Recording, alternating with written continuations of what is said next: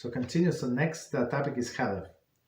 The fats on a certain internal organs must be removed from ritually slaughtered cattle, sheep, or goats before the meat may be eaten. So today, just so we understand, so it's not fat that is attached to the meat. There is no problem with that fat. The fat that it's around the organs, around kidneys, right, around liver, some around the heart. So all of these fats are forbidden. Why? Because they were actually like brought up on the altar, right? But when we buy in a store, there are no such fats. Just so you know.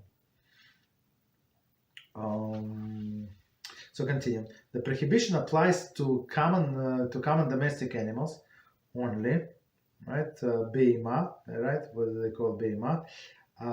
There is a cattle, sheep, and goats, and not fowl. So with the birds, you can eat this fat. I'm not sure, but since usually today when you buy chicken, for example, in the store, so you don't have internal organs, so that there is no such a fat. Okay. Right. So the only issue with this domestic big animals, not with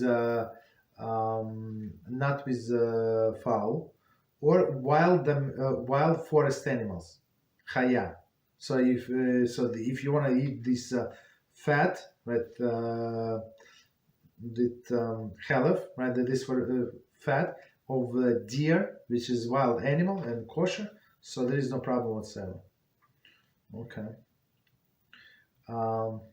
Removal of forbidden fats is difficult task and must be done by skilled expert. This process is called nikur. Okay.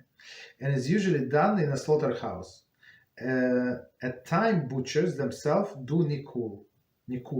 Sorry. The butcher must be skilled, knowledgeable, and God-fearing individual who does nikur under proper rabbinic supervision.